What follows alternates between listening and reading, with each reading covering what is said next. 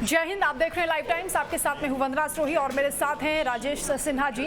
आज हम बात करने वाले हैं सबसे पहले मिडिल ईस्ट में बढ़ते तनाव को लेकर और खास तौर से गाजा में जिस तरह का अटैक इजराइल की ओर से किया गया है।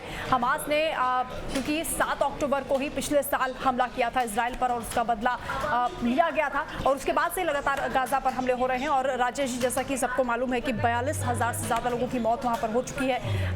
इजराइल के जो तेवर इस वक्त दिखाई दे रहे हैं, खासतौर से ईरान को बिल्कुल ये कह देना कि अब पूरी तरह से तैयार हो जाइए कि अब जो हमला आपने किया 200 मिसाइलें जो दागी गई थी अभी 1 अक्टूबर को, उसके बाद से ही जो सख्ती जो नरमी कह सकते हैं कि ईरान चाहता है कि कहीं ना कहीं इस पूरे मामले में मिडिल ईस्ट में जिस तरह की सप्लाई चेन प्रभावित हो रही है, कई ऐसे मुद्दे जिस पर हम बातचीत करेंगे। लेकिन शुरुआत गाजा से ही कर लेते हैं। गाजा में जिस तरह मस्जिद पर अटैक हुआ है, कैसे इसको देखते हैं? देखिए, आप इजराइल के तेवर की बात कर रही हैं, तो इजराइल का जो तेवर है वो उसी दिन दिख गया था जब हमास ने हमला किया था इजराइल के ऊपर 7 अक्टूबर को।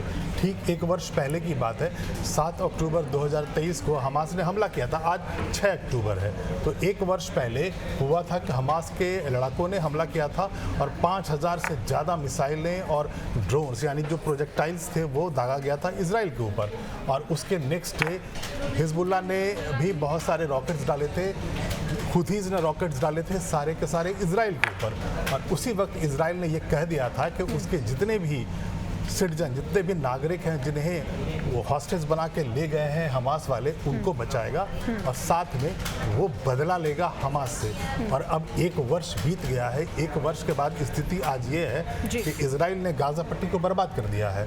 वहाँ गाजा में अब सिविलियंस तो बचे ही नहीं है। जो हमास के जो लड़ाके थे, एक एक कर सबको मार दिया गया है। उनका जो उनके इंस्टॉलेशंस थे, जो उनके हेडक्वार्टर्स थे, जो उन्होंने सुरंगों का जाल बना करके वहाँ अपना हेडक्वार्टर्स बना के रखा था, वो पिछले 1 साल में इस पूरी लड़ाई में गाजा पट्टी में पूरी तरह वो बर्बाद कर दिया गया है हमास के हेडक्वार्टर्स को। आपने कहा कि 40,000 से लोग अभी ज़्यादा मारे गए, तो गाजा पट्टी में 1 साल से ज़्यादा जो 40,000 से ज़्यादा लोग मारे गए हैं, उसमें बड़ी संख्या में बच्चे हैं, औरतें हैं, सिविलियंस भी हैं। हमास के लड़ाके तो हैं ही। और एक बहुत खास बात यह है कि जब हम हमास और तेवर की बात कर रहे हैं इजराइल की, तो इजराइल ने गाजा पट्टी में जो ऑपरेशन चलाया उसमें हमास का पूरा जो उनका कमांडर्स का जो लाइनअप था, हायरार्की जो थी, पूरा बर्बाद कर दिया है उसने।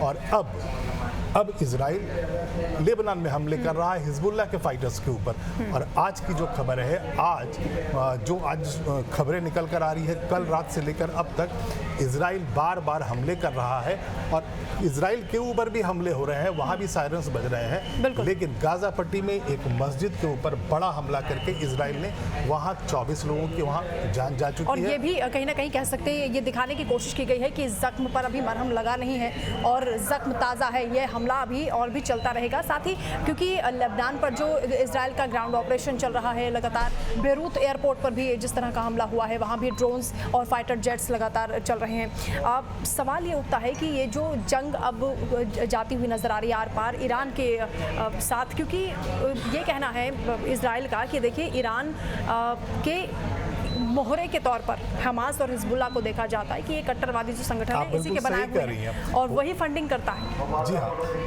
ईरान एक ऐसा देश है जो बहुत पावरफुल है। उसके पास हजारों बैलिस्टिक मिसाइल्स हैं, क्रूज मिसाइल्स हैं, पावरफुल मिसाइल्स हैं, लेकिन वो खुद लड़ाई अपनी नहीं लड़ता है। उसने प्रॉक्सीज बना रखे हैं। जो प्रॉक्सीज हैं उसमें हुथीज़ हैं, ये यमन वाले, हमास जो है वो फिलिस्तीन के, हिजबुल्लाह जो है वो लेबनान के हैं। इसके अलावा सीरिया में, इराक में बहुत सारे ऐसे फाइटर्स गुट हैं। अभी कल की ही बात है, प्राइम मिनिस्टर नेतान्याहू ने इजराइल के, उन्होंने कल ये कहा है कि इजराइल है वो 7 मोर्चों पर लड़ाई कर रहा है, 7 फ्रंट्स पर लड़ाई कर रहा है। और वो ये कह रहे थे कि चूँकि अभी फ्रांस के राष्ट्रपति मैक्रोन ने ये कहा था कि अब जो आर्म्स की जो सप्लाई है वो नहीं होनी चाहिए इजराइल को, और जो यहाँ पर जो चल रहा है इजराइल और हिजबुल्लाह और हमास के बीच में जो कॉन्फ्लिक्ट चल रहा है, उसका जो सलूशन है वो डिप्लोमेटिक चैनल से निकाला जाए, तो उस पर वो नाराज़ थे। उन्होंने ये कहा कि आप अभी हमारी लड़ाई में हमारा साथ नहीं देना चाहते हो, आप ये कह रहे हो कि आर्म्स एंड एमुनिशंस नहीं मिलना चाहिए, तो ये आपको बाद में शर्म आएगी जब हम ये लड़ाई जीत चुके होंगे। तो उन्होंने कहा 7 फ्रंट्स, यही खास बात है जो आप कह रही है ना कि ईरान के ये मोहरे हैं, तो ऐसे 7 मोहरे हैं अलग अलग देशों में ईरान ने पाल रखे हैं और उनसे अपनी लड़ाई लड़वा। क्या यही वजह है कि जो अरब देश हैं वो खुलकर नहीं बोल रहे हैं इस पर कुछ भी? हालांकि खामेनेई को हमने देखा जो सुप्रीम लीडर है ईरान के, वो मस्जिद में अपील करते हुए नजर आए। वो बात अलग है कि उनके हाथ में उस वक्त भी बंदूक थी, एक हथियार था। धार्मिक स्थान पर आप हथियार लेकर जंग के लिए आह्वान करते हैं, ये अपने आप में एक बड़ा सवाल है। लेकिन जिस तरह की परिस्थितियां बन रही हैं उसको देखते हुए क्या लग रहा है कि कोई भी मुस्लिम कंट्री वहां पर कोई अरब देश सामने आएगा ईरान के साथ? देखिए, दुनिया बाइपोलर हो गई है। उसमें बहुत सारे ऐसे देश हैं जो इजराइल के साथ हैं, अमेरिका है, नेटो के कंट्रीज हैं। उसके अलावा जैसे अब फ्रांस की मैं बात कर रहा था, तो फ्रांस के राष्ट्रपति ने पहले तो ये कहा कि डिप्लोमेटिक चैनल से इसका सोल्यूशन निकाल लेते हैं, लेकिन बाद में जब नेतान्याहू नाराज हो रहे थे तो तुरंत वहाँ के राष्ट्रपति के ऑफिस से ये खबर आई, ये जानकारी दी गई कि नहीं, फ्रांस इजराइल के साथ है और जरूरत पड़ेगी तो उसे बचाने में वो आगे आएगा। वैसे ही जो अरब कंट्रीज हैं वो उसमें भी डिवीज़न है। अब सऊदी अरबिया है, वो इजराइल के साथ, अगर मान ले मैं कह दूं, ना वो इजराइल के साथ होता है ना इनके साथ होता है, ईरान के साथ होता है। वैसे बहुत सारे कंट्रीज हैं जो इजराइल के भी साथ नहीं हैं और ईरान के भी साथ नहीं हैं। बाकी कुछ ऐसे हैं जैसे ईरान के अपने मित्र देश हैं, वो ईरान के साथ मिलकर वो लड़ाई लड़ेंगे अगर ऐसा होगा तो। लेकिन अभी अगर जो हम अभी दुनिया ये सोच रही है कि अगर बार बार ईरान और इजराइल के बीच में अगर एक दूसरे पर मिसाइल्स दागे जाते हैं, जैसे 2 बार ईरान ने हमला किया है इजराइल के ऊपर सीधा इजराइल की धरती पे, तो अगर ऐसा फिर से होता है तो एक बड़े युद्ध में ये जो कॉन्फ्लिक्ट है वो तब्दील हो सकता है। तो ये जो डर है इसका है कि हाँ, दुनिया को लग रहा है ये जो छोटा सा जो कॉन्फ्लिक्ट शुरू हुआ था हमास के साथ, वो ईरान और इजराइल के बीच का युद्ध न बन जाए जो बाद में एक रीजनल वॉर बन जाए या बाद में वो विश्व युद्ध की तरफ ना बढ़ जाए। ये अमेरिका की जो चिंता है, अमेरिका जिस तरह से सपोर्ट कर रहा है इजराइल का, और क्योंकि वहाँ पर इलेक्शन भी है, ये इलेक्शन में एक बड़ा मुद्दा बन चुका है। जो बाइडेन का एक अलग पर्सपेक्टिव है और डोनाल्ड ट्रंप अलग तरीके से बात कर रहे हैं। खासतौर से जो न्यूक्लियर साइट्स हैं, ऑयल साइट्स हैं, उस पर हमले की बात भी सामने आ रही है, क्योंकि इजराइल खुलकर नहीं कह रहा है कि वो अमेरिका को इस बारे में कोई संकेत देगा या इन्फॉर्मेशन देगा कि वो कब साइट्स पर हमला करने वाला है। तो इस पर्सपेक्टिव को कैसे देखते हैं? दोनों नेताओं की अलग अलग विचारधारा है। देखिए, अब चूंकि वो युद्ध में है इस वक्त प्राइम मिनिस्टर नेतान्याहू, तो वो इस तरह के बयान देते हैं, वो कभी कभी भड़काने वाले भी होते हैं, वो नाराज होते हैं, गुस्से में होते हैं। तो वो ये भी धमकी देते हैं कि मैं जो फ्यूल जो साइट्स है, जो न्यूक्लियर साइट्स है, मैं उन पर भी हमला कर सकता हूँ। लेकिन बार बार जो बाइडेन जो राष्ट्रपति हैं अमेरिका के, वो यही कहते हैं कि इजराइल का वो सपोर्ट नहीं करेंगे कि वो पहले तो वो जो ऑयल स्टेशन हैं, ऑयल वेल्स हैं, यानी एनर्जी के सोर्स पर अगर हमला करता है इजराइल तो अमेरिका सपोर्ट नहीं करेगा। और रही बात न्यूक्लियर इंस्टॉलेशंस की, तो न्यूक्लियर इंस्टॉलेशंस पे हमला करने का सपोर्ट कोई भी देश नहीं करेगा। कोई भी देश हो जो प्रोग्रेसिव हो, जो भविष्य की बात करता हो, वो कभी ये सपोर्ट नहीं करेगा कि किसी भी देश में कोई भी न्यूक्लियर एनर्जी वाला कोई भी इंस्टॉलेशन हो उस पर हमला हो। तो ये बार बार कह रहे हैं। अब आप बात कर रही है ट्रंप की, तो ट्रंप कहते हैं कि नहीं, मैं सपोर्ट करूंगा। आप ये कह रही हैं। तो ट्रंप एक ऐसे नेता है जो कभी भी कुछ भी बोल देते हैं। जब उनकी प्रेसिडेंसी थी अमेरिका में तो वो इसी बात के लिए जाने जाते थे, और उन्होंने यहाँ तक कह दिया कि अगर वो 5 नवंबर को जो अमेरिका में इलेक्शंस होने वाले हैं, अगर वो आ जाते हैं तो जो पॉलिसी होगी अमेरिका की वो बदल जानी है। वो ये कह रहे हैं कि वो यूक्रेन को युद्ध में मदद नहीं देंगे, यानी यूक्रेन वार को वो खत्म कर देंगे। उन्होंने एक बार धमकी दी थी कि वो जो नेटो के जो कंट्रीज हैं, अगर वो अपना पैसा नेटो में कंट्रीब्यूट नहीं करते हैं तो वो इवन के रूस को बोलेंगे कि इन पर अटैक करो। तो ट्रंप का जो इमेज है पूरी दुनिया में एक ऐसे राष्ट्र अध्यक्ष रहने की है, ऐसे प्रेसिडेंट की रही है अमेरिका की, जो कभी कुछ भी बोल देते हैं और वो जो एक फिक्स जो फॉरेन पॉलिसी होती है या अमेरिका की है उससे वो अलग बोलते ही रहते हैं, इसीलिए वैसा बोलते हैं।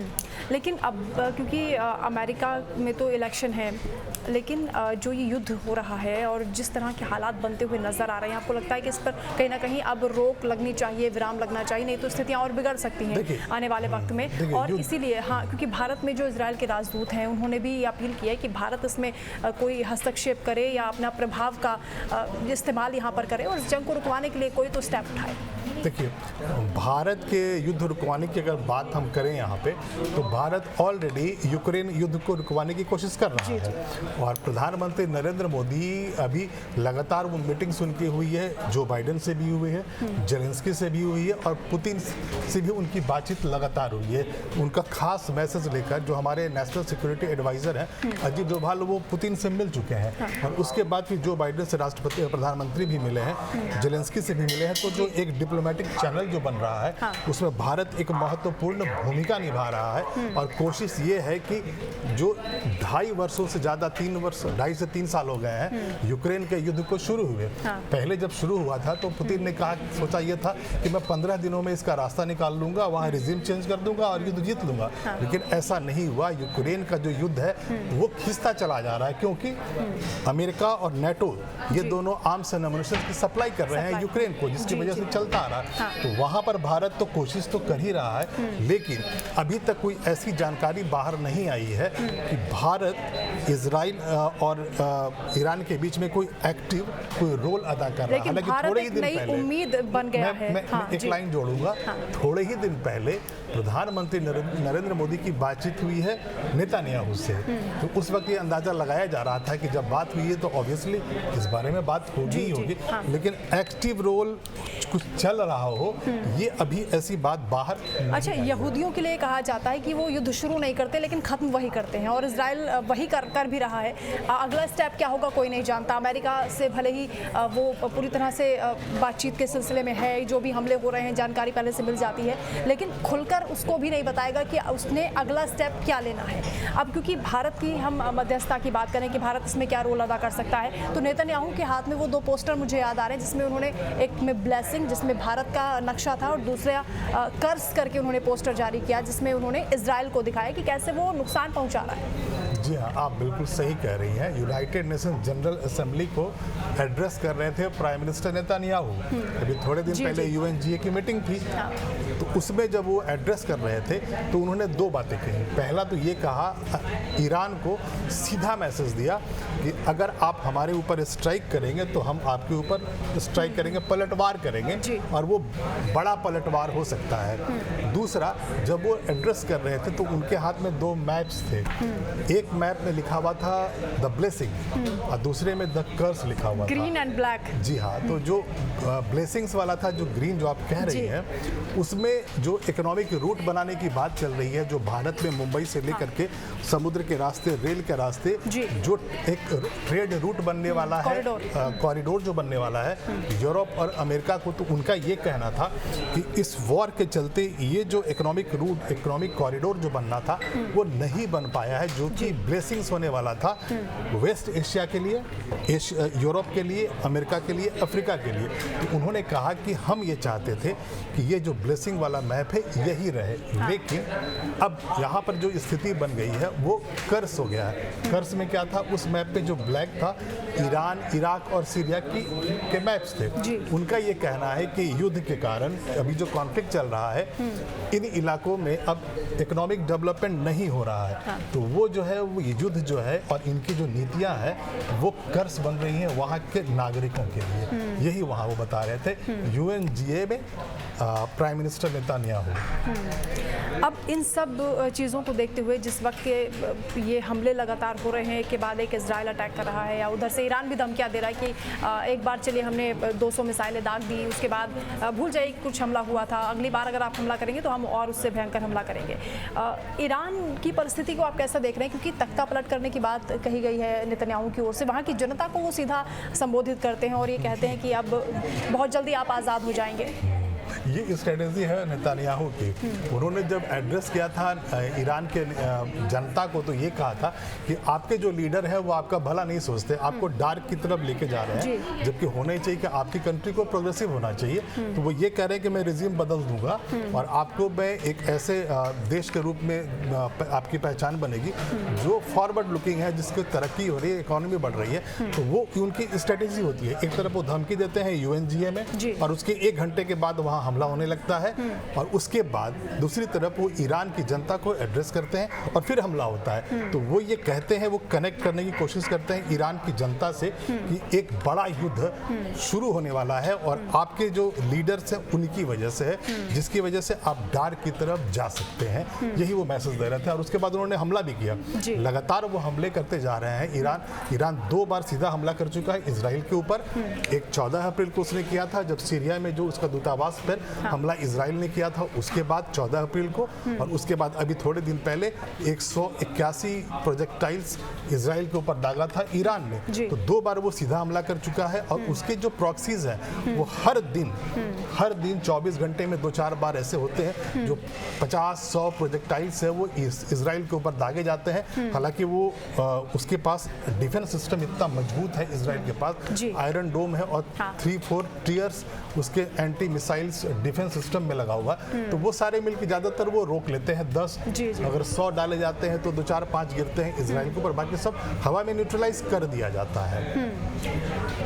इस हमले का, क्योंकि डायरेक्ट आप कह सकते हैं कि आमने सामने अब मुकाबला शुरू हो चुका है ईरान और इजराइल के बीच में, इसका कोई वैकल्पिक आपको कोई स्टेप दिखाई देता है जो किस देश को उठाना चाहिए, या आपको लगता है कि ईरान पीछे हटेगा? क्योंकि ईरान को भी नज़र आ रहा है कि अगर आप हमला करते हैं या आप इससे मुकाबला करने की कोशिश करते हैं तो जीत तो नहीं सकते हैं। इसीलिए हमने सबसे अपील भी कर रहे थे कि सब लोग एकजुट हो जाइए, साथ आ जाइए, क्योंकि उनका ये कहना है कि इजराइल रुकेगा नहीं।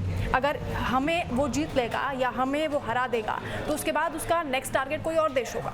बिल्कुल बिल्कुल यही कह रहे थे उस दिन जब वो एड्रेस कर रहे थे। और ईरान और इजराइल के बीच में अगर हम कंपैरिजन करते हैं तो इजराइल एक बहुत पावरफुल देश है मिलिट्री पावर में। उसमें जो खास है वहाँ ये है कि वहाँ का हर युवा सेना में होता है।